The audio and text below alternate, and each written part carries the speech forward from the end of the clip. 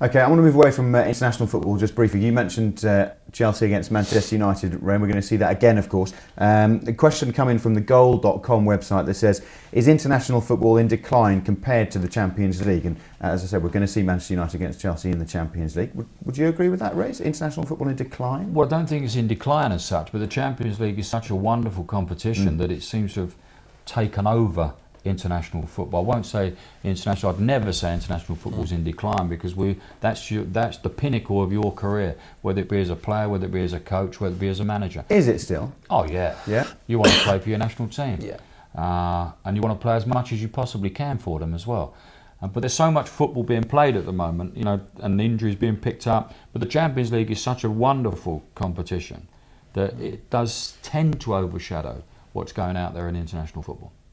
We've got another question here as well, Glenn, from Sport Express and Championat.ru, asking similarly. We talk about Spurs and the Champions League, saying, how do you rate the Russian players in the Premier League? Bilier, Danov, Arshavin, Pavlyuchenko and Zhirkov, and which order would you put them on, and how they're doing and why? Maybe not do that, but how do you think the Russian players are fitting in? I think they're doing okay. I think the players you've just said there have done well. They've not, what I would say, excelled. They're not at the top of the tree in the Premiership at the moment. They do find it difficult to maybe adjust to the way that we play and possibly live even, because when you do move abroad, Ray and myself were lucky enough to move abroad, it's how you settle off the pitch, which is the key to how you're going to perform on it. And maybe that's been a little bit more of a slight problem for them. But they've done well, and there's some good players. Pavlyuchenko for Tottenham, he comes on as sub and changes things 9 times out of 10. He did it again against West Ham, was unlucky to create, nearly created a couple of goals for. And Arshavin's pretty similar, comes on from the bench and gets affection from the bench. He affects the game from the bench probably more than when the pressure's on him starting. Right. So they're doing well, but progress report is they can do better. And still talking about Spurs, Real Madrid, easy game for Harry Redknapp's men, or easy game? Yeah, I wish there was. No, it's a wonder. I think personally, it's a wonderful draw for Tottenham, because I would have worried if they'd have got Schalke, because everyone at White Hart Lane would have said we can get through to the semis here. Quite. The pressure would have been on them, whereas the pressure's been taken right off. Real Madrid are Real Madrid, there's only one Real Madrid. But the fact that they've got the second leg at White Hart Lane, Ray, I think is a real key for me. They can do it. If they've done it against Inter, they can do it against Madrid. They've still got to be in the tie after the Bernabeu. Right. That's the important part. Yeah. Now, it's not being negative. That's doing what they did in Milan. And that's playing with the ball when they can play with the ball, and playing with it in their half of the pitch as well, and using their attributes they've got. Milan were taken aback when Asawa Koto kept putting it from left back onto Peter Crouch's head. They thought, my word.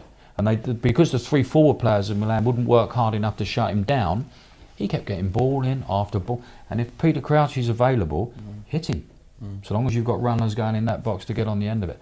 And I think Tottenham have got a decent chance against Madrid. I do. Madrid have got what's his name? Is it Mourinho? Is that right? Someone like that? I mean, he's fairly canny though, isn't he? Glenn, he might have noticed that Crouch might play up front and he's a 6'7" or whatever it is. Yeah. I mean, he's not playing no Mourinho, is he? No, quite. No, he's got a vast amount of talent. Let's be fair. Real Madrid are still a wonderful team. It's only that Barcelona are so far in advance of them. I've watched them a lot this year. They have their moments. They have some fantastic players in that team, and Spurs are going to have to play like they did against Inter Milan at home and AC Milan away. They're going to have to give themselves a 9 out of 10 performance to get through the 2 ties. But Mourinho will come up with something, but I think he'll just be simply thinking, he'll know it'll be such a tough game at White Hart Lane. He's going to have to go there with a lead. And I personally can see the way Harry sets his team up is to be admired. He'll still go there and have an attack them.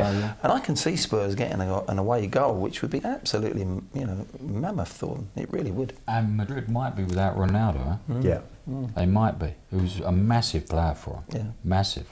So we'll keep our fingers crossed on that one. Yeah, that's right. Well, finally, you should mention Ronaldo, actually. The Castrol rankings for the top 10 performing players in the European leagues. Ronaldo comes in second behind Leo Messi. Are there any surprises for you on that list? You've got Messi at the top, then Ronaldo, Gonzalo Higuain, another Real Madrid player, Then Frank Lampard in fourth. Gomez is one I've always liked. It's funny, I didn't know he was number 5 there, but Gomez is the lad up front for Bayern who's strong, but he's got his mobility.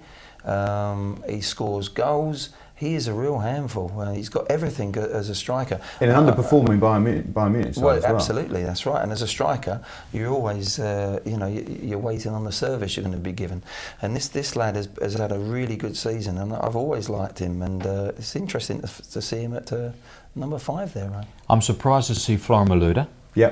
Where's Gareth Bale? Actually, what number is Gareth Bale? That's true. You know, I know he's had his injury problems. Yeah, he has, but Frank Lampard's been out for 2.5 months. Well, Higuain has been out at Real Madrid most of the season. But how Gareth Bale isn't in that group, I've no idea. And Modric at Tottenham, I don't see Modric there. Modric has been absolutely outstanding. Again on Saturday. Did you see the game? Yeah. My word. Some of his touches, his movement, his desire to play the game. It's just fantastic. I love Modric. I think he's a fabulous footballer. I think they've got the top man right though. The top man's in just there. About. Just about. Glenn, actually to do with the individual players, a question here from Eurofootball.ru.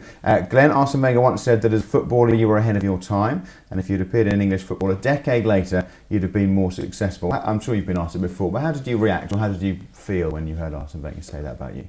Well, it was a nice compliment to have, and obviously I worked with Arsene at Monaco there, and I think it was different in our era when Ray played. As we played together.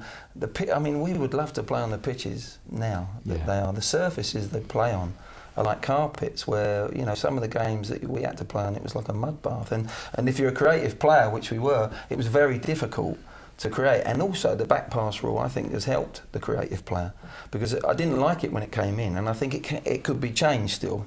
In the area, I think you should be able to pass back. Okay.